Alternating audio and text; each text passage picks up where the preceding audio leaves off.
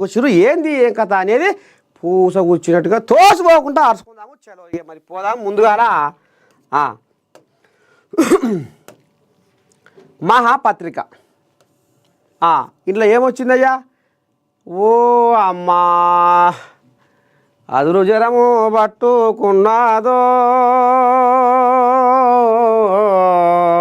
పాపము పెద్ద మనిషి అదురు జ్వరము పట్టుకున్నాదో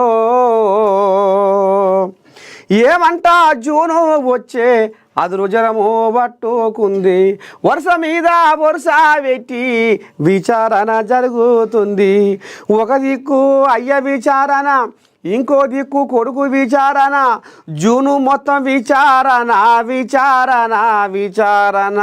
ఎక్కడి అయ్యో ఎక్కడి ఇది ఎక్కడి గోసనయ్యో ఇది ఎక్కడి గోసనయ్యో. ఇక నిలవన ఈ పెద్ద కోజాగా బాయికాడ పండుకుంటున్న ఈ పెద్ద కోజాగా బీఆర్కే భవన్ దాకా గొర్ర గొర్ర గుంజుకొచ్చారు. బీఆర్కే భవన్. ఇక కాళేశ్వరం విచారణలో మరి రేపు రేపు ఏం తేలబోతుంది ఏంది ఏం కథ అని ఇక గంట పాటు ఈ కోజాగా నువ్వు ప్రశ్నిస్తే ఇక మరి నాకేం ఎరకలే అంత ఇంజనీర్లకే ఎరక అని కారెత్తేసి అవతల పడ్డాడు.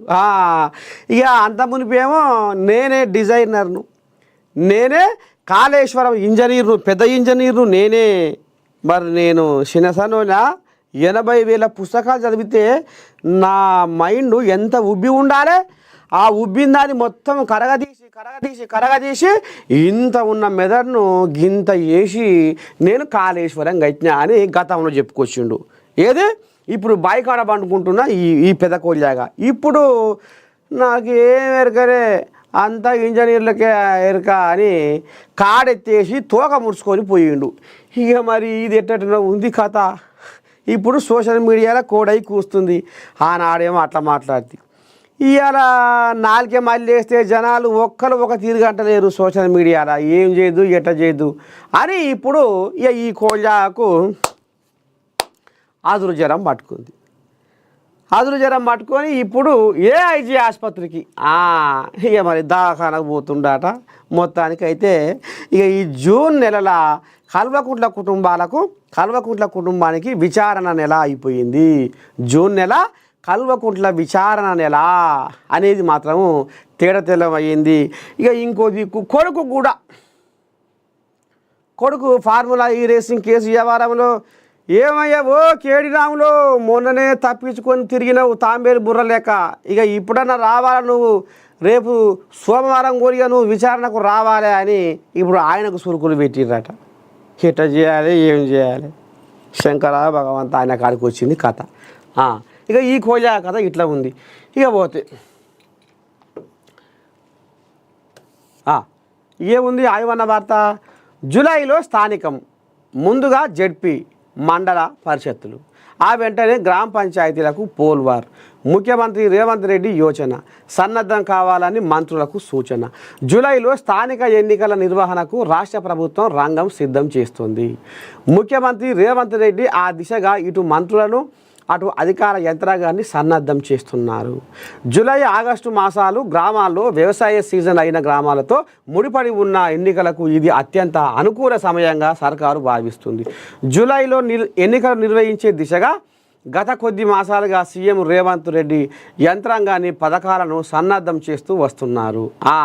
ఇక మరి తీరం మూతికాడికి వచ్చిందట. ముందుగాల ఇక జెడ్పీటీసీ ఎంపీటీసీ అయినాక సర్పంచుల ఎలక్షన్ పెడతారట.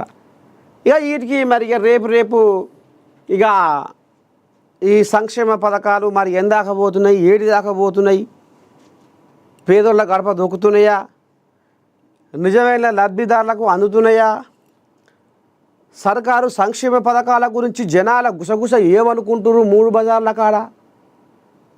మరి కాంగ్రెస్ కార్యకర్తలు ఈ పథకాలను జనాల్లోకి తీసుకుపోతుర్రా, ఎమ్మెల్యేలు ఇండ్లల్లో పంతుర్రా, పట్టణంలో పంతుర్రా, జనాలల్లో ఉంటుర్రా అనే దాని మీద ఇక మరి పెద్ద మనిషి కొద్దిగా అంత కన్ను పెట్టిండు. ఇక ఎమ్మెల్యేలకు ఆడంగా ఈడంగా సురుకు పెడుతూనే ఉండు, మీరు జనాలలోనే ఉండాలి, మీరు ఊర్లలోనే ఉండాలి, మీరు ప్రజల సమస్యల మీదనే మీ కన్ను ఉండాలి. కానీ మీరు ఏసీ కార్లలో తిరిగి పట్నం వచ్చి పక్కేసుకొని పండుకుంటే మాత్రం నేను సహించను అని ఇక పెద్ద మనిషి కూడా ఎమ్మెల్యేలకు మంచిగానే కర్రు కాల్చి ఎర్రగా ఆడంగిడంగా సురుకు అంటిస్తూనే ఉండు. ఇక ఎమ్మెల్యేలు కూడా మరి ఏమేం చేస్తున్నారు, ఎట్టెట చేస్తున్నారు, ఎక్కడెక్కడ తిరుగుతున్నారు, ఎక్కడెక్కడ వంతున్నారు, ఏం చేస్తున్నారు, ఏం కథ అనేది కూడా అంతా ఆరా తీసుకుంటుండు. ఇక ఇక రేపో మాపో తీర మూతికాడికి వచ్చి కూర్చున్నాయి ఏది జెడ్పీటీసీ, ఎంపీటీసీ, స్థానిక సంస్థల ఎలక్షన్లు, ఏది మన సర్పంచ్ ఎలక్షన్లు. ఇక వీటి మీద బాగా కన్ను పెట్టిరు. ఇక సంక్షేమ పథకాలు కూడా జనాలకు బాగా ఊర్లల్లో విస్తృతంగా ప్రచారం చేయాలి అని ఇక కాంగ్రెస్ చోటా మోటా నాయకులకు కార్యకర్తలకు ఇక గాంధీ భవన్ కాంచి కథ నడుస్తూ ఉంది. చలో త్వరలో సర్పంచ్ ఎన్నికలకు నోటిఫికేషన్, వచ్చే నెలలో ఎలక్షన్లు నిర్వహించబోతున్నాం. కాంగ్రెస్ నాయకులు కార్యకర్తలు సిద్ధంగా ఉండండి. పంచాయతీరాజ్ శాఖ, గ్రామీణాభివృద్ధి శాఖ మంత్రి సీతక్క కీలక ప్రకటన. ఇక సీతక్క కూడా శరానికి వచ్చింది. ముచ్చటే లేదు ఈసారి. ఏది ఏమైనా 600 అయినా 106 అయినా మళ్ళా మనదే ఉండాలి. కాంగ్రెస్ కార్యకర్తలారా ఇగో అంటుంది చూడు, కాంగ్రెస్ నాయకులు కాంగ్రెస్ కార్యకర్తలు సిద్ధంగా ఉంటుంది యుద్ధానికే. మళ్ళా మీరు పక్కంగా అటు ఇటు దుర్పరిచే వ్యవహారం చేస్తే సర్పంచ్ ఎలక్షన్లల్లో మన అభ్యర్థులు గెలవరు. అందుకే మీరేం చెయ్యాలి, యుద్ధానికి సిద్ధంగా కత్తి పట్టుకొనే ఉండాలి. ఎప్పుడు ఎలక్షన్లు వచ్చినా మొత్తం మన అభ్యర్థులే గెలవాలి, మన జెండాలే మోగాలి, మన అభ్యర్థులే ర్యాలీ తీయాలి, మొత్తం తెలంగాణ మొత్తం మోత మోగియాలి అని ఇప్పుడు సీతక్క కూడా కంకరం కట్టుకుందట. చూద్దాం మరి రేపు కథ ఎట్లా ఉంటుంది, ఏంది ఏం కథ అనేది ముందు చూద్దాం. మంత్రి వివేకును కలిసిన కంది శ్రీనివాసరెడ్డి మంత్రిగా బాధ్యతలు స్వీకరించినందుకు అభినందనలు. ముందుగాల కంది శ్రీనివాసరెడ్డికి మన నేను తరపున శుభాకాంక్షలు చెబుతాం. ఎందుకు తాత, కంది శ్రీనివాసరెడ్డి వివేకు వెంకటస్వామికి శుభాకాంక్షలు చెప్తే మంత్రి పదవి వచ్చినందుకు మరి కంది శ్రీనివాసరెడ్డికి శుభాకాంక్షలు ఎందుకు తాత అని మీకు అనుమానం రావచ్చు. అయితే ఇప్పుడు కంది శ్రీనివాసరెడ్డి అడవుల జిల్లా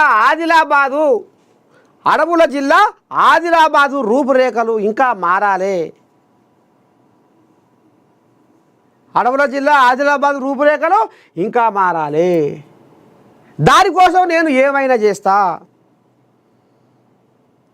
నేను సంపాదించుకున్న పైకముల సగం ఆదిలాబాద్కే ఖర్చు పెడతా అన్నట్టుగా కంకణం కట్టుకొని పెదమనిషి కంది శ్రీనివాసరెడ్డి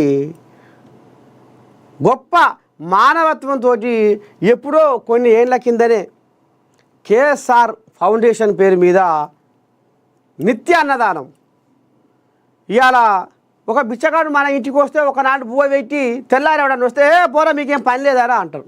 కానీ ఇవాళ అటువంటి అభాగ్యులకు, అన్నార్థులకు, అనాథలకు వసవసాని రెక్కలు ముక్కలు చేసుకొని కన్న కష్టం చేసే రైతన్నలకు, కూలీలకు ఇవాళ గొప్ప మానవత్వం చూపించి ఇవాళ ప్రజాసేవ భవన్ అని ఆదిలాబాద్లో కట్టించి ఇవాళ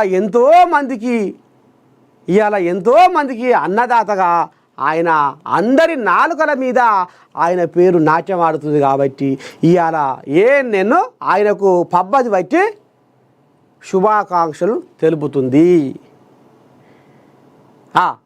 ఆయన ఒకటే మాట అంటుండు, ఏమంటాడు, చెదిరిన మేఘమే మనిషి జీవితం. మనిషి జీవితం అనేది ఈ భూమి మీదకి వచ్చినప్పుడు అది చెదిరిన మేఘం లాంటిది. ఆకాశంలో మేఘం ఎప్పుడు ఉండదు, అది ఈడంగా వచ్చి ఆడంగా పోతూనే ఉంటుంది. మానవ జీవితం కూడా గంతే. మనిషి మరి ఏమంటారు చూడు, 100 ఏళ్ళున్నా సాగు తప్పదు, 1000 ఏళ్ళున్నా ఏరు తప్పదు అంటారు. అట్టనే అటువంటి సిద్ధాంతంతో ఎన్నడున్నా మనం ఒక భూమి మీదకి వచ్చినప్పుడు ఒక మంచి పని చేసి పోవాలి, మనకంటూ ఒక చరిత్ర నిర్మించుకొని పోవాలి.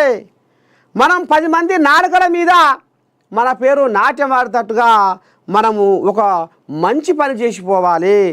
ఈ సమాజానికి మన సేవ ఎప్పటికీ ఎల్లకాలము ఆ చంద్ర తారారకము ఈ భూమి ఈ సూర్యుడు ఈ నేల ఉన్నంత వరకు మనల్ని గుర్తు చేసుకునే విధంగా ఉండాలి. ఈ డబ్బు ఈ సంపద ఈ అష్ట ఐశ్వర్యాలు ఏవి మన వెంట రావు. ఏది సంపాదించుకున్నా ఏది చేసుకున్నా ఏది మన వెంట రాదు. మనం చేసిన సేవ, మన మంచితనము, మన మానవత్వమే ఈ సమాజం ఎప్పటికీ గుర్తుంచుకుంటుంది అనేది ఆ సిద్ధాంతంతో ఇవాళ వేల మందికి ఇవాళ రోజు నిత్య అన్నదాతగా ఇవాళ ఎంతోమందికి కడుపు నిండా బువ్వ పెడుతుండు కంది శ్రీనివాసరెడ్డి. అందుకనే నేను తరపున ఆయనకు ప్రత్యేకంగా ధన్యవాదాలు, ప్రత్యేకంగా పబ్బతులు, ప్రత్యేకంగా శుభాకాంక్షలు తెలియజేస్తుంది. ఇవాళ రాజకీయంలోకి వచ్చి సంపాదించుకున్న వాళ్ళని చూసినాం, కానీ ఇవాళ కంది శ్రీనివాసరెడ్డి రాజకీయంలోకి వచ్చి ఉన్నవి ఓడిపించుకుంటుండు. జనం కోసం, ప్రజల కోసం, సమాజ సేవ కోసం. అందుకే ఆయన అప్పుడప్పుడు అంటుంటాడు, నేను సంపాదించిన పైకంలో సగం నా ఆదిలాబాద్ జనాలకి ఖర్చు పెడతా, ఈ పేదోళ్ళ కోసమే ఖర్చు పెడతా, ఈ పేదోళ్ళే నా ఊపిరి, ఈ పేదోళ్ళే నా బలము, ఈ పేదోళ్ళే నా ప్రాణము, ఈ పేదోళ్ళే నా ధైర్యము, ఈ పేదోళ్ళే నా బలగము, ఈ పేదోళ్ళు నా సర్వస్వము. అగో ఆ ఎత్తున కంది శ్రీనివాసరెడ్డి ఇలా పేదల కోసం ఆయన చూపుతున్న మానవత్వం, ఇలా పేదల కోసం ఆయన తపిస్తున్న ఆరాటం, ఏదో మార్పు తీసుకురావాలి అనేది ఆయన ఆరాటపడుతున్న ఆయన గుణానికి, పండు వెన్నెల్లాంటి నిండు గుణానికి మళ్ళొకసారి నేను తరపున శుభాకాంక్షలు. ఇక ఇది కథ. మొత్తానికి మంత్రి వివేక్ కూడా నేను పక్షాన శుభాకాంక్షలు. ఇక మరి ఈయన రాష్ట్ర మైనింగు కార్మిక శాఖలుగా మరి పెద్ద మనిషి పగ్గాలు చేపట్టిండు కాబట్టి ఆయన కూడా మునుముందు మంచి మంచి కార్యక్రమాలు చేయాలి, జనాలకు సేవ చేయాలని మనస్ఫూర్తిగా నేను కోరుకుంటా ఉంది.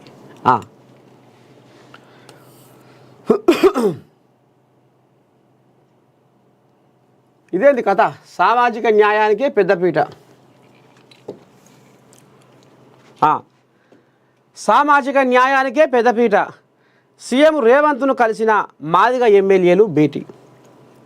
మంత్రివర్గంలో చోటు కల్పించినందుకు కృతజ్ఞతలు తెలిపిన లీడర్లు. సీఎం రేవంత్ రెడ్డితో శుక్రవారం కాంగ్రెస్ మాదిగ ఎమ్మెల్యేలు భేటీ అయ్యారు. జూబ్లీహిల్స్లోని ముఖ్యమంత్రి నివాసంలో భేటీ అయి మంత్రివర్గంలో తమ సామాజిక వర్గానికి చోటు కల్పించినందుకు కృతజ్ఞతలు తెలుపుతూ శాలువాతో సత్కరించారు. ఇక వీళ్ళంతా ఇక మరి అడ్లూరి లక్ష్మణ్కు ఇచ్చా కదా, ఈ కోళ్యాకు మంత్రి పదవి ఇచ్చింది కాబట్టి ఇక మాదిగ ఎమ్మెల్యేలంతా మొత్తం ఇక పెద్ద మనిషి కాడికి పోయి ఇక నువ్వు చేసిన పుణ్యానికి మీకు మేము శుభాకాంక్షలు, ధన్యవాదాలు అన్నట్టుగా ఇక ఇంటికాడికి పోయి కలిసిరాట, షేటో పాటో మాట్లాడినట్టు. మొత్తానికి సామాజిక న్యాయానికి పెద్దపీట చేసిండు అనేది ఇక ఆ కోళ్యా గారు జర్ర గుర్తు చేద్దామని పోయినాయి. ఇంకేముంది, ఆదిలాబాదు బీజేపీలో డిష్యూమ్ ఓజెక్కో ఇది ఎక్కడి కథరు. పట్టణ అధ్యక్షుడిపై ఎమ్మెల్యే పాయల్ శంకర్ కుమారుడి దాడి. సోషల్ మీడియాలో పోస్టు చేసిన నాయకుడు. ఏందో చూద్దాం ఇది ఎక్కడ డిష్యూమ్. నిన్న బీజేపీ భవన్ పోతే ముదోలు ఎమ్మెల్యే రామారావు పాటిల్ ఎటు సంగతి ఏంది ఏం కథ, పంచాయతీలు అవుతున్నాయట, గ్రూపులాట, తగాదలాట, ఎటు సంగతి ఏంది ఏం కథ అంటే అసలు ముచ్చడే లేదు, ఏది లేదని చెప్పిండు. మరి ఇప్పుడేమో ఏది కథ. ఆదిలాబాదు బీజేపీలో డిష్యూమ్. పట్టణ అధ్యక్షుడిపై ఎమ్మెల్యే పాయల్ శంకర్ కుమారుడి దాడి. సోషల్ మీడియాలో పోస్టు చేసిన నాయకుడు. ఆదిలాబాదు బీజేపీ టౌన్ అధ్యక్షుడిని రక్తం వచ్చేలాగా కొట్టిన బీజేపీ ఎమ్మెల్యే పాయల్ శంకర్ తనయుడు పాయల్ శరత్. ఈ కోల్యాగా ఎటుగుడి మా అయ్యా ఎమ్మెల్యే అని అయ్యింది కొవ్వొచ్చిన వేషం. ఆదిలాబాదు బీజేపీ పార్టీలో బయటపడిన వర్గ విభేదాలు. ఆదిలాబాదు ఎమ్మెల్యేగా గెలిచిన అనంతరం గెలుపు కోసం కష్టపడిన కార్యకర్తపై చేయి చేసుకున్న పాయల్ శంకర్ తనయుడు పాయల్ శరత్. అధికార క్యాంపు ఆఫీసులోనే టౌన్ అధ్యక్షుడు గన్రత్ మహేందర్పై క్రూరంగా దాడి చేసిన పాయల్ శరత్. ఒరే కోయిలాగా మొత్తమే ఆస్తలేదటగా, ఇక కవిలి పోసింది కోయిలాగా. ఇక మరి అయ్యే ఎమ్మెల్యే ఇక ఈడంగా ఆడంగా మంచిగా తమాషగా మరి ఇక ఎమ్మెల్యే కొడుకైనప్పుడు గా మాత్రం ఉండదా. కానీ ఎంత ఎదిగినా ఒదిగినట్టు ఉండాలి అనేది మరి మానవ ధర్మం. అట్లయితేనే మనకు రేపు రేపు పుట్టకథలు, లేకపోతే కథ ఏమవుతుందో ఇరికే కదా. ఇక మరి Adilabad BJP MLA Payal Shankar camp కార్యాలయంలో పార్టీ యువ నాయకుల మధ్య గొడవ చోటు చేసుకుంది. ఇటీవల బీజేపీ పార్టీ నాయకుల మధ్య నెలకొన్న రాజకీయ ఇతరత్ర పరిణామాల నేపథ్యంలో శుక్రవారం బీజేపీ నేతల మధ్య ఘర్షణ నెలకొన్నట్లు సమాచారం. ఎమ్మెల్యే తనయుడు పాయల్ శరత్, గన్రత్ మహేందర్ ఇద్దరు యువ నాయకుల మధ్య జరిగిన తోపులాటలో మహేందర్కు స్వల్ప గాయాలైనట్లు తెలిసింది. తర్వాత దీనిపై తనను 18 మాసాల అధికార అహంకారంతో తనపై పాయల్ శంకర్ తనయుడు పాయల్ శరత్ దాడి చేశారంటూ మహేందర్ ఫేస్బుక్లో పోస్ట్ చేశారు. ఆదిలాబాదు బీజేపీ టౌన్ అధ్యక్షుడిని రక్తం వచ్చేలాగా కొట్టిన బీజేపీ ఎమ్మెల్యే పాయల్ శంకర్ తనయుడు పాయల్ శరత్ అంటూ ఆదిలాబాదు బీజేపీ పార్టీలో నెలకొన్న వర్గ విభేదాలపై మీడియాలో కథనాలు రావడంతో రాష్ట్ర నాయకత్వం అప్రమత్తమైంది. ఆదిలాబాదు ఎమ్మెల్యేగా గెలిచిన అనంతరం గెలుపు కోసం కష్టపడిన కార్యకర్తపై పాయల్ శంకర్ తనయుడు పాయల్ శరత్ చేయి చేసుకున్నాడన్న ప్రచారంతో ఒక్కసారిగా అప్రమత్తమైన నాయకత్వం విషయం తెలుసుకునే యత్నం చేసింది. అధికార క్యాంపు ఆఫీసులోనే టౌన్ అధ్యక్షుడు గన్రత్ మహేందర్పై దాడి జరగడంతో బీజేపీ హైకమాండ్ సీరియస్ కాగా నష్ట నివారణ చర్యల్లో నాయకత్వం నిమగ్నమైంది. తర్వాత తనపై దాడి జరగలేదంటూ మహేందర్ మరో పోస్ట్ పెట్టినట్లు తెలిసింది.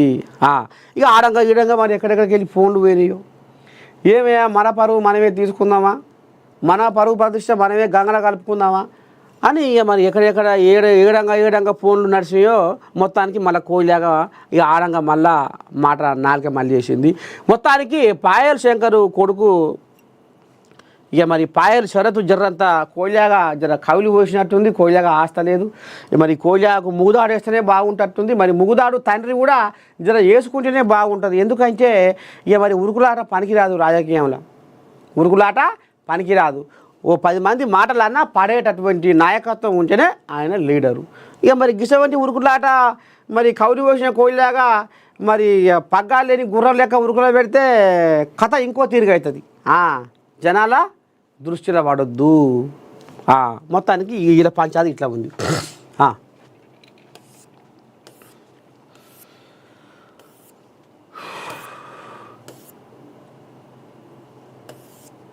ఒకసారి విమాన వార్త కూడా చూసుకుందాం.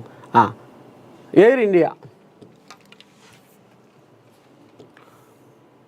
అహ్మదాబాద్లోని ఎయిర్ ఇండియా విమానం కూలిన ఘటనలో మృతుల సంఖ్య 260 దాటింది. 25 మంది గాయపడ్డారు. కాగా శుక్రవారం ఉదయం అహ్మదాబాద్కు వెళ్లిన ప్రధానమంత్రి నరేంద్ర మోదీ ఘటనా స్థలంతో పాటు క్షతగాత్రులు ఉన్న ఆసుపత్రిని సందర్శించారు. ఆసుపత్రిలో క్షతగాత్రులను కలవడంలో పాటు అహ్మదాబాద్ విమానాశ్రయం సమీపంలో ఎయిర్ ఇండియా విమానం కూలిన ప్రాంతాన్ని సైతం మోదీ సందర్శించారు. అధికారులను వివరాలు అడిగి తెలుసుకున్నారు. అయ్యా మోదీ, మరి ఏంది ఈ ఉద్దారకం? మనం పోయి నీ రాష్ట్రంని, నీ ఇలాకాల్ని, ఏంది ఈ కథ, ఈ భాగవతం ఎట్లా ఇది అయిపోయే? ఇంత సోయిలేని సంసారం ఎట్లా చేస్తున్నావు? ఇదంతా ఇప్పుడు నర్సయ్య తాతనే అంటున్న ముచ్చటే కాదు, ఇది సోషల్ మీడియా కూడా కోడై కూస్తుంది. మోదీ ఇవాళ ఉచితార్థంగా నీ ఇలాకల, నీ మాతృభూమిలా, నీ నేల మీద, నీ గడ్డ మీద, నీ అడ్డ మీద, నీ గుజరాత్ రాష్ట్రంలో ఇంత కథ ఎట్లాయే? ఏం చేస్తున్నట్టు? నువ్వు ఏం ఉద్దారకం చేస్తున్నట్లు? ఎక్కడ పోతుంది నీ మనసు? ఎక్కడ పోతుంది? ఏమవుతుంది? ఏంది ఈ గందరగోళము? ఇంతమందిని పొట్టలు పెట్టుకుంటేవి 100 మంది. అలా గుజరాత్ మాజీ సీఎం విజయ్ రూపాయని కూడా ఉన్నాడు. ఇక అందులోకెళ్ళి ఒకే ఒక కోలిలాగా బతికి బట్టగట్టింది. ఇక ఆయన ఎమర్జెన్సీ తలుపు కానీ కూర్చుండాట. ఇక అది ఈడంగా ఆడంగా అప్పుడే అది కూలుతుండగానే కథ ఈయనేమంటే జర అసలు దునికిండట మంటలలో కాక కొద్దిగా దూరంగా పడ్డాడు కాబట్టి బసాయించిండు. ఇక మరి కొండగట్టు అంజన కాడ బస్సు టక్కర్ అయ్యి జనాలు ఇదైపోతే దాన్ని బండి సంజయ్ నానా రాధాంతం చేసి రాజకీయం చేసిండు. ఇదంతా ఎరుకున్న ముచ్చటే, తెలంగాణ జనాలకు ఇదంతా ఎరుకున్న ముచ్చటే. మరి ఇవాళ అది కావాలని చేసిర్రా? ఏ క్షణాన ఏమవుతుందో ఏ రోజు ఏ గండం ఎదురవుతుందో చెప్పిరాదు అని ఇప్పుడు శుద్ధపూస పలుకులు పలుకుతున్నాడు అమిత్ షా. అమిత్ షా ఎప్పుడు ఏమవుతుందో తెలియదు, ఏ క్షణాన ఏమవుతుందో తెలియదు, అది కరెక్టే. మరి కొండగట్టులో కూడా గట్టినే జరిగింది. మరి ఆయనలో మరి మీ బీజేపీ వాళ్ళు ఎందుకు రాజకీయం చేసిర్రు? ఇవాళ మీరు చేతులు ముడుచుకొని మరి ఇవాళ సతదాలను పెత్తనం చేసుకుంటా మీరు ఇంతమందిని ఎట్లా పొట్టన పెట్టుకోరు అనేది కూడా సోషల్ మీడియా కోడై కూస్తుంది. మోదీ ఇగో నీ బుద్ధిగల వ్యవహారం ఇది, ఇంతమందిని 100 మందిని ఇవాళ నువ్వు పొట్టన పెట్టుకుంటేవి 260 అట, 260 దాటిందట చచ్చిపోయిన వాళ్ళ సంఖ్య. ఇక ఇంట్లో ఇప్పుడు ఏ వినపడుతుందయ్యా అంటే ఆ విమానంలో ఏసీలు చక్కగా పనిచేస్తలేవాట, టీవీలు చక్కగా పనిచేస్తలేవాట. అలా ఇప్పుడు ఆ విమానంలో కొంతమంది సిబ్బంది ఉంటారు కదా, వాళ్ళని పిలుస్తేందుకు ఆ బటన్లు నొక్కితే అవి పనిచేస్తలేవాట. అంతా గందరగోళమే ఉందట అలా. మరి ఎందుకని చూసుకుంటలేరు, ఎందుకని చేసుకుంటలేరు, ఏమా ఎట్లా? మరి వీళ్ళ చెకింగ్ ఎక్కడ బాయ్? మరి ఇంత లేచేది 2-2.5 కిలోమీటర్లు పోయినాక టేకాఫ్ చేసుకోవాలి. మరి 1 కిలోమీటర్న్నర పోయినాకనే ఇది టేకాఫ్ ఎట్లా? అసలు ఏంది ఈ కథ అనేది ఇప్పుడు యావత్ భారతదేశ జనాలను ఇది తొలుస్తున్న ప్రశ్న. ఇక గిది ఇలా ఉద్దారకం గిది. ఇక అమిత్ షా ఏమంటాడు వచ్చి, ఇక ఎప్పుడు ఏమవుతుందో ఏ క్షణాన ఎట్లయితుందో ఏ రోజు ఏ గండం ఉందో మనకు ఎరకనా, మనం ఏమైనా ఊహిస్తామా పసిగడతామా అంటే కరెక్టే, ఊహిస్తావా పసిగడతావా అని కరెక్టే. మరి కొండగాటలో కూడా గాయాల గట్టినే జరిగింది. మరి మీ బండి సంజయ్ కోయిలేగా ఎందుకు దీన్ని పెద్ద రచ్చ చేసిండు? దీనే మొత్తం రాజకీయం చేసిండు ఇట్లా అట్లా. ఇప్పుడు మిమ్మల్ని ఎంతమంది ఎత్తి పొడుస్తున్నారు? మరి ఆ విమానంలో దాన్ని ఎందుకు చెకింగ్ చేయలేదు? దానికి మంచి సెట ఎందుకు అరుచుకోలేదు? దానికి ఇంజన్ ప్రాబ్లమా, లేకపోతే ఆయిల్ ప్రాబ్లమా, ఇంకేమైనా ప్రాబ్లమా, ఇంకేమైనా సమస్య, అసలు ఏమైంది, ఎట్లా అయింది, ఏంది ఏం కథ అనేది ఇప్పుడు మిమ్మల్నే కదా అనేది.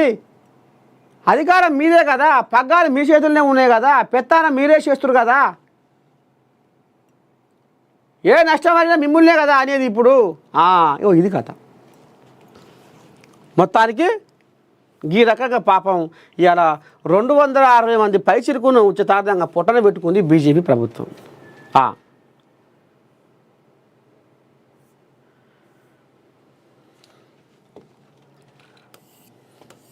ఇవా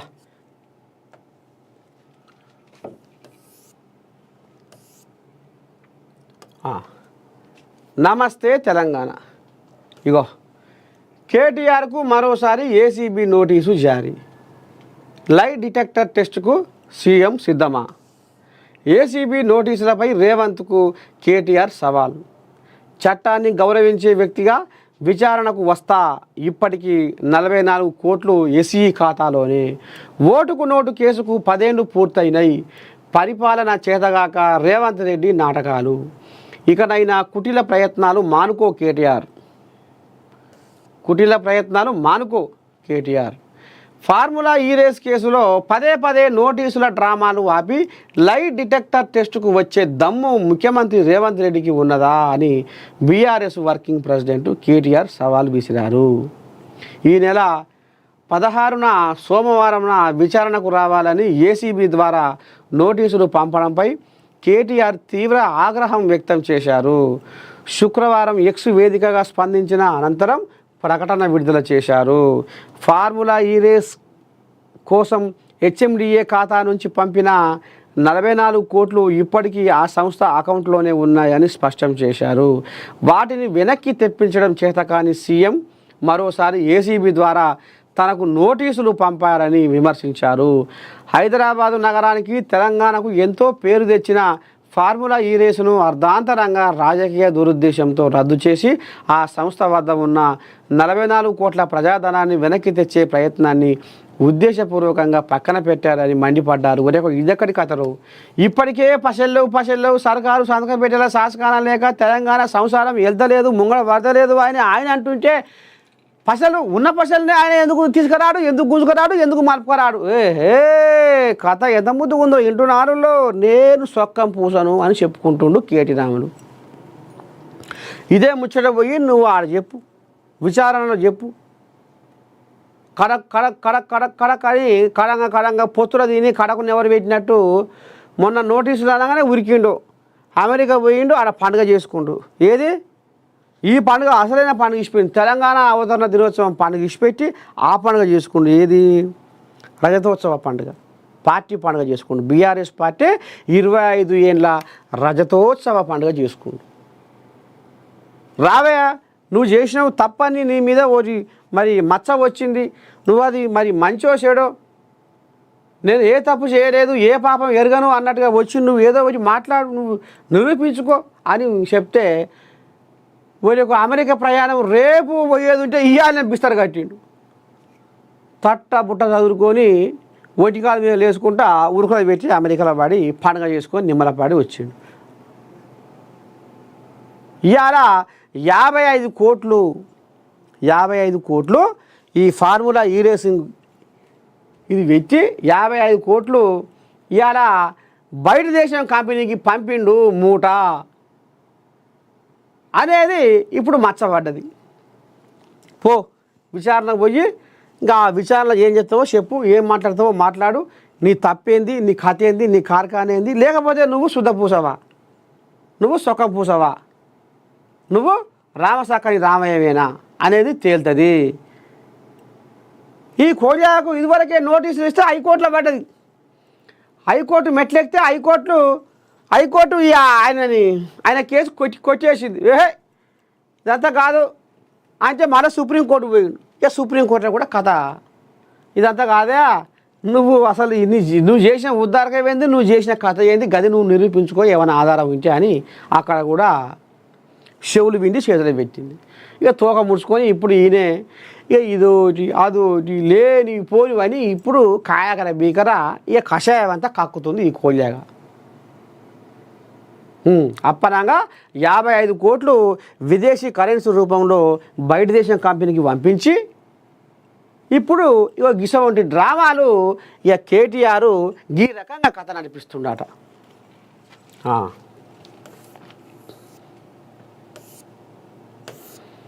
చాలు.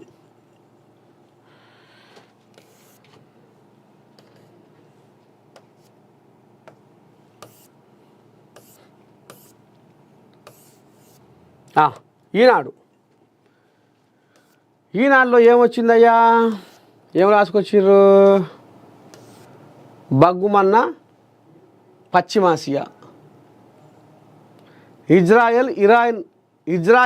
ఇరాన్ మధ్య భీకర యుద్ధం, ఇరాన్ అణు కేంద్రాలు, క్షిపణి స్థావరాలు, సైనిక ప్రధాన కార్యాలయంపై విరుచుకుపడిన ఇజ్రాయెల్, 200కు పైగా యుద్ధ విమానాలతో 100కు పైగా లక్ష్యాలపై బాంబుల వర్షం.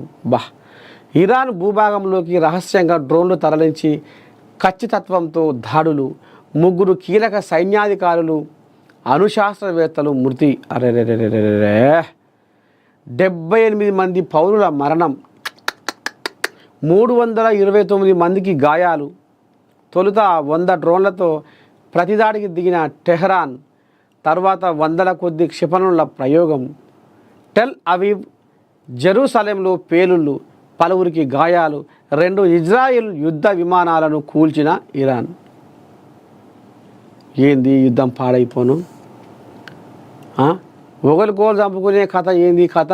తాజా ఘర్షణలతో పెట్రోల్ డీజిల్ ధరలకు రెక్కలు, బంగారం ధర కూడా పెరిగింది కూడా ఆల్రెడీ. ఇరాన్ దాడితో శుక్రవారం రాత్రి ఇజ్రాయిల్లోని టెల్ అవీవ్లో ఎగిసిపడుతున్న మంటలు. చూస్తున్నారా ఈ యుద్ధం పాడైపోను? ఇజ్రాయిల్ దాడిలో ప్రాణాలు కోల్పోయిన ఇరాన్ సైనిక దళాల పర్యవేక్షకుడు general Mohammad Bagheri, revolutionary guard chief major general Hossein Salami. ఇద్దరు పాపం ఉత్తసాధంగా ప్రాణాలు పోయినాయట. పశ్చిమాసియా మరోసారి బగ్గుమంది. ఇజ్రాయెల్ ఇరాన్ మధ్య తీవ్ర స్థాయిలో యుద్ధం మొదలైంది. ఇరాన్పై ఇజ్రాయెల్ శుక్రవారం భీకర స్థాయిలో విరుచుకుపడగా ఇరాన్ సైతం అంతే స్థాయిలో ప్రతిదాడులు చేసింది.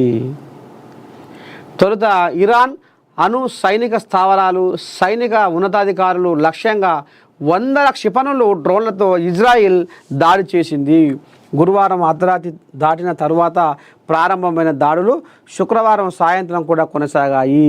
ఈ భీకర పోరులో కీలకమైన మిలిటరీ నాయకత్వాన్ని, అణుశాస్త్రవేత్తలను ఇరాన్ కోల్పోయింది. ఆ దేశ అణు కేంద్రాల్లోని మౌలిక వసతులు తీవ్రంగా దెబ్బతిన్నట్లు తెలుస్తుంది. ఇజ్రాయిల్ దాడుల్లో 78 మంది ఇరాన్ పౌరులు మృతి చెందారు. 329 మంది గాయపడ్డారు. 2 ఇజ్రాయెల్ యుద్ధ విమానాలను కూల్చినట్లు ఇరాన్ ప్రకటించింది. అయితే దీనిని టెల్ అవీవ్ వర్గాలు తోసిపుచ్చాయి. ప్రతీకార దాడులకు దిగిన ఇరాన్ తొలుత భారీ సంఖ్యలో డ్రోన్లను ఇజ్రాయెల్ పైకి పంపింది. ఆ తరువాత శుక్రవారం రాత్రి వందల సంఖ్యలో క్షిపణులను ప్రయోగించింది. దీంతో టెల్ అవీవ్, జెరూసలేంలలో పలు చోట్ల పేలులు జరిగాయి. పదుల సంఖ్యలో ఇజ్రాయిల్ గాయపడ్డారు. పలు భవంతులు దెబ్బతిన్నాయి. టెల్ అవీవ్లోని ఇజ్రాయిల్ రక్షణ శాఖ ప్రధాన కార్యాలయం వద్ద పేలులు సంభవించినట్లు ఈ రకంగా మొత్తానికి భీకరమైన యుద్ధము.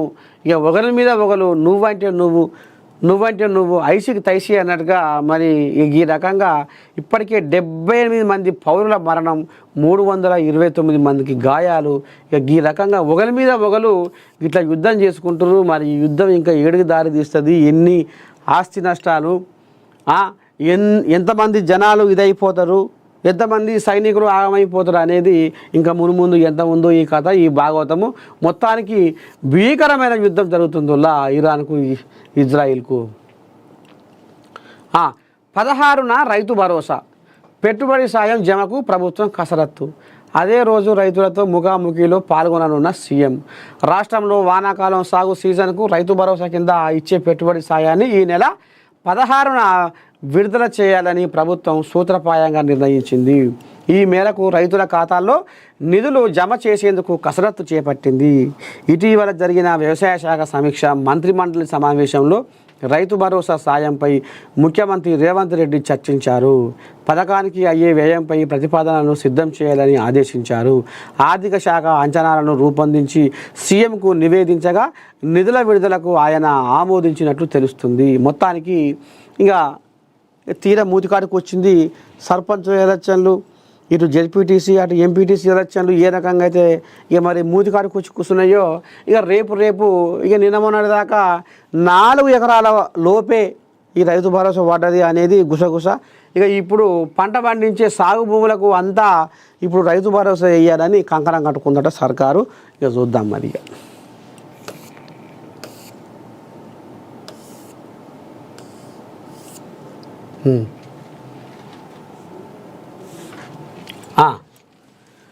ప్రభాకర్ రావు ఆదేశాలతోనే నేతల ఫోన్ల ట్యాపింగు చూస్తున్నారు. హార్డ్ డిస్కులు ధ్వంసం చేసి మూసీలో వేయమన్నది ఆయనే. ఉయ్యాల ఉయ్యాల ఉయ్యాలో ఉయ్యాల ఓ రామ ఉయ్యాల, కల్వకుంట్ల ఉయ్యాలో కుటుంబము ఉయ్యాలో, రామసక్కని ఉయ్యాలో పని చేసినది ఉయ్యాలో, ప్రభాకర్ రావుకు ఉయ్యాలో ఎవరు చెప్పినారు ఉయ్యాలో, ప్రభాకర్ రావు ఉయ్యాలో చెప్తే చేసినాము ఉయ్యాలో. ప్రభాకర్ రావుకి ఎవరు చెప్పారు? గాయనే ఇప్పుడు బాయికాడ ఉంటున్న పెద్ద మనిషి. ప్రభాకర్ రావు చెప్తేనే మేము చేసినామనేది ఇప్పుడు ఎవరు అంటున్నారు? ప్రణీత్ రావు అంటుండు. ఏమంటుండు? హార్డ్ డిస్కులు ధ్వంసం చేసి మూసీలో వేయమన్నది ఆయనే. గింత పాపమా, గింత అన్యాయమా, గింత స్వార్థ బుద్ధా, గింత మోసమా? ఎంత సిగ్గు తప్పిన పని ఇది. ప్రభాకర్ రావు ఆదేశాలతోనే నేతల ఫోన్ల ట్యాపింగు, హార్డ్ డిస్కులు ధ్వంసం చేసి మూసీలో వేయమన్నది ఆయనే. ఎవరు? ప్రభాకర్ రావే. విచారణలో ప్రణీత్ రావు అంగీకారం. నేడు సిట్ ముందుకు మాజీ ఓఎస్డి. ఫోన్ అక్రమ ట్యాపింగ్ కేసులో కీలక నిందితుడు ప్రణీత్ రావు సస్పెండెడ్. డిఎస్పి ఆయనను మరోసారి విచారించిన ప్రత్యేక దర్యాప్తు బృందం సిట్ ఆయన నుంచి కీలక ఆధారాలు రాబట్టినట్టు తెలుస్తుంది. సిట్ నోటీసులు ఇచ్చిన నేపథ్యంలో శుక్రవారం ఆయన జూబ్లీ హిల్స్ ఏసీపీ కార్యాలయానికి వచ్చారు. రాత్రి 9 గంటల వరకు ఆయన్ను దర్యాప్తు బృందం సుదీర్ఘంగా విచారించింది. విశ్వసనీయ సమాచారం ప్రకారం ఫోరెన్సిక్ సైన్స్ ల్యాబ్ నుంచి ఇటీవలే సేకరించిన ఆధారాలను ముందుంచి ప్రణీత్ రావును సిట్ అధికారులు ప్రశ్నించారు. ప్రధానంగా ఆయన గతంలో వినియోగించిన ఫోన్లో లభించిన కొన్ని ఆడియో కాల్స్పై ఆరా తీశారు. ప్రత్యేకించి కొందరు రాజకీయ నేతల ఆడియో కాల్స్ ఎందుకు సేకరించాల్సి వచ్చింది, అలా చేయమని ఎవరు ఆదేశించారనే వివరాలు రాబట్టారు. ఎస్ఐబి మాజీ ఓఎస్డి ప్రభాకర్ రావు ఆదేశాల మేరకే ఆయా నేతల ఫోన్లను ట్యాప్ చేసినట్లు ప్రణీత్ రావు అంగీకరించారని సమాచారం. 2023 డిసెంబర్లో ఎన్నికల ఫలితాలు వెలువడిన అనంతరం అందరి సెల్ ఫోన్లలోని డేటాను తొలగించానని ప్రభాకర్ రావు ఆదేశించారు. ట్యాపింగ్కు సంబంధించిన ఆధారాలున్న ఆడు డిస్కులను ధ్వంసం చేసి మూసీ నదిలో పడేయాలని కూడా ఆయనే సూచించారు. వాటిని అమలు చేశాం అని ప్రణీత్ రావు వాంగ్మూలంలో వెల్లడించినట్లు తెలుస్తుంది. విచారణ అనంతరం ఈ నెల 18న మరోసారి రావాలని సిట్ ఆయన్ను ఆదేశించింది. తాజా వాంగ్మూలంలోని అంశాల ఆధారంగా శనివారం సిట్ అధికారులు ప్రభాకర్ రావును విచారించే అవకాశం కనిపిస్తుంది. సాఫ్ట్వేర్ ఉద్యోగి ఆహార్యంలో భుజాన సంచి తగిలించుకొని విచారణకు వచ్చిన ప్రణీత్ రావు విచారణ అనంతరం వెనక గేట్ నుంచి వెళ్ళి ఆటో ఎక్కారు. ఎంత బుద్ధిగల్లోడు! ఇక ఈ కథ మొత్తం నడిపించింది కర్త కర్మ క్రియ అంతా ప్రభాకర్ రావే అని ప్రణీత్ రావు అంటుండు. మేము చేసింది దొంగతనమే, మేము చేసింది మోసమే, మేము చేసింది లంగతనమే. ఈ లంగతనాన్ని ఎవరు చేయమన్నారు అంటే ప్రభాకర్ రావు చేయమన్నాడు అని పెళ్ళమ్మొగుడు మాట్లాడుకునేది వినాలే. ఏ నాయకుడు ఏం మాట్లాడుతుండు, ఎవరు ఎవరు ఎవరు ఎవరితో ఏమేమి మాట్లాడుకుంటుండ్రు, ఏ నాయకుడు ఎక్కడ పోతుండు, ఏ నాయకుడు ఎవరిని కలుస్తుండు, ఆడ ఎవరెవరు ఉన్నారు. పెళ్ళమ్మొగుడు ఫోన్ మాట్లాడుకుంటే ఏం మాట్లాడుకుంటారు, గిదా వీళ్ళు చేసే వ్యవహారం.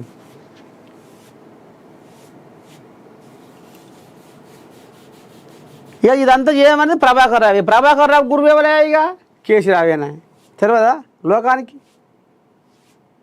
ప్రభాకర్ రావు గురువు ఎవరు, కేసీరావు.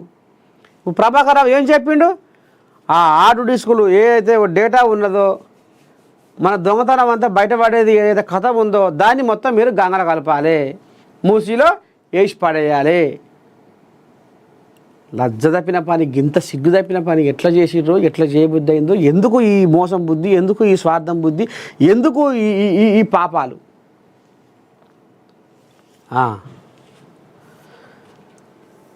నేడు గద్దర్ పురస్కారాల ప్రదానం.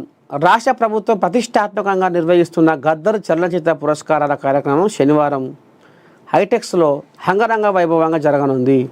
గత కొన్నేళ్లుగా ప్రభుత్వం నుంచి తెలుగు సినిమా అవార్డుల కార్యక్రమం జరగకపోవడంతో ఈ కార్యక్రమాన్ని కన్నుల పండుగగా నిర్వహించేందుకు తెలంగాణ చలనచిత్ర అభివృద్ధి సంస్థ అన్ని ఏర్పాటు చేసింది. 2014 నుంచి 23 వరకు ఉత్తమ చిత్రాలకు 2024 సంవత్సరానికి అన్ని విభాగాలకు గద్దర్ ఫిల్మ్ అవార్డులను అందజేయనున్నారు.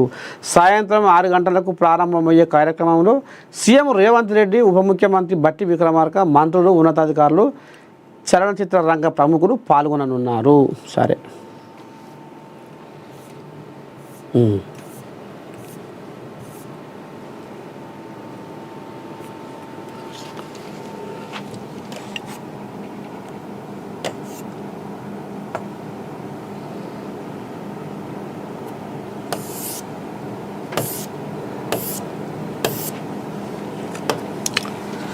సాక్షి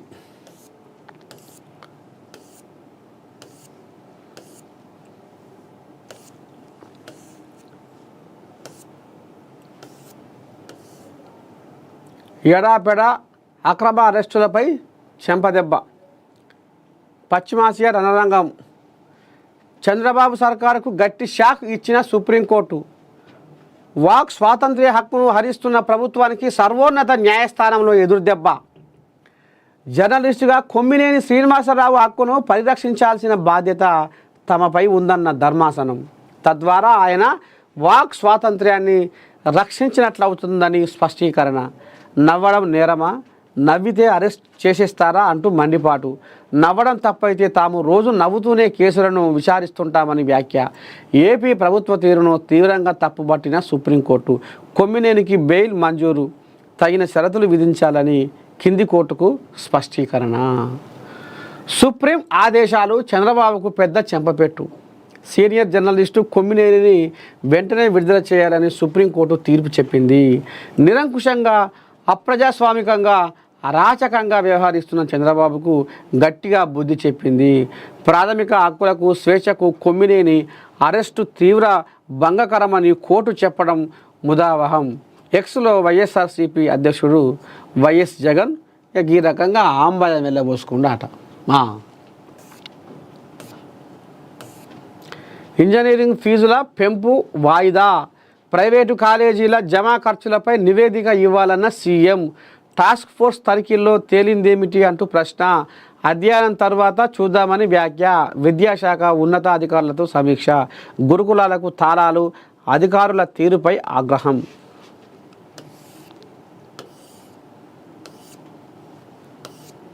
పశ్చిమాసియా కథ మళ్ళొచ్చింది.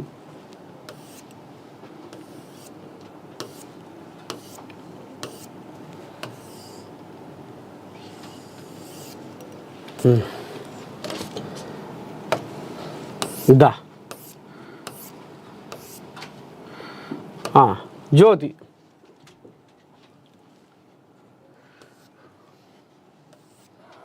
ఇరాన్పై ఇజ్రాయెల్ భీకర దాడులు. ఇది ఉన్నదే కథ.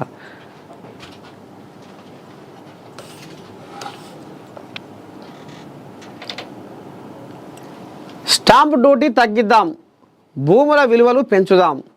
సర్కారుకు రిజిస్ట్రేషన్ల శాఖ ప్రతిపాదనలు. త్వరలో నిర్ణయం తీసుకోనున్న ప్రభుత్వం. అపార్ట్మెంట్లు, ఓపెన్ ప్లాట్లకు 100 నుంచి 300% దాకా పెంపు. ఈసీ ఉచితంగా ఇవ్వడంపై యోచన. రిజిస్ట్రేషన్లకు సంబంధించిన స్టాంప్ డ్యూటీని తగ్గించి భూ విలువలను పెంచితే ఎలా ఉంటుందన్న అంశంపై స్టాంప్ అండ్ రిజిస్ట్రేషన్ శాఖ విస్తృత కసరత్తు చేస్తుంది. ఈ మేరకు తాజాగా ప్రభుత్వానికి ప్రతిపాదనను అందజేసింది. ప్రస్తుతం రాష్ట్రంలో stamp duty 5.5%, transfer duty 1.5%, registration fee 0.5%గా ఉన్నాయి. మొత్తంగా 7.5% పన్ను వసూలు చేస్తున్నారు. అయితే దీన్ని 6%కి కుదించాలని రిజిస్ట్రేషన్ల శాఖ ప్రతిపాదించినట్టు తెలుస్తుంది. ఇదేంటిది? మా వర్కింగ్ ప్రెసిడెంట్కే నోటీసులు ఇస్తారా? సర్కారు కక్ష సాధింపును ఖండిస్తున్నా. మీ వైఫల్యాలను ఎండగడతాం. కవిత. ఓ అమ్మ, శరానికి వచ్చిందిగా శల్యే. అమ్మ నీ స్వామి రంగు. మొన్న పంచాయతీ అయిందేమో. ఇక మరి దయ్యం అన్నదేమో అన్నని. మా అయ్య మంచోడే కానీ మా అయ్య చుట్టే దయ్యాలు ఉన్నాయంటే ఇక అన్ననేగా అన్నది. మళ్ళీ ఇప్పుడు అన్న బుద్ధిగల పని చేసిండని ఇక మరి నోటీసులు జారీ చేస్తే, ఫార్ములా ఈ రేసింగ్ కేసు వ్యవహారంలో నోటీసులు జారీ చేస్తే ఇక ఇప్పుడు మా అన్నకే మీరు మా అన్న ఏమనుకుంటారు మీరు? మా అన్న వర్కింగ్ ప్రెసిడెంట్, కారు స్టీరింగ్ తిప్పేటోడు. మా అన్నకే మీరు నోటీసులు ఇస్తారా? ఎంత ధైర్యం మీకు అని ఇప్పుడు శల్య కవితమ్మ శరానికి వస్తుంది. మొన్న ఈమె అయ్యకు లేఖ రాసిన కాంచెల్లి మొన్న అయ్య బీఆర్కే భవన్కి వస్తుండు కాళేశ్వరం విచారణ కానీ ఎరకైనాక అయ్యా బాపు డాడీ అని పోతే డాడీ ఈమెని పక్కకు పెట్టేసిండు. కూడా మాట్లాడలేదట. చాలు తల్లి, నీ ఉద్దారకం చాలు, ఇక నువ్వు అయ్యా అన్న కాడికి చాలు, మస్తు అయింది నాకు, నిన్ను అన్నందుకు నాకు మంచి పేరు తెచ్చినావు, ఇక చాలు తల్లి అనుకొని ఈమె ముఖమే చూడలేదట. ఇక లాభం లేదు, అయ్యే ముఖం చూస్తలేడు. మరి ఇప్పుడు అన్ననన్నా చూడా మరి అన్నకన్నా గిట్నే ఏమైనా పోసి తెస్తే ఇక మరి అన్ననన్నా మరి మాట్లాడతాడో ఏమో తోడబుట్టినోడు అనుకున్నట్టుంది పాపం శైలే కవితమ్మ. అందుకనే ఇప్పుడు శరానికి వచ్చి మా అన్నకు మీరు నోటీసులు ఇస్తారా, నేను దాన్ని ఖండిస్తున్నా అని ఇప్పుడు ఈమె పలుకులు పలుకుతుంది.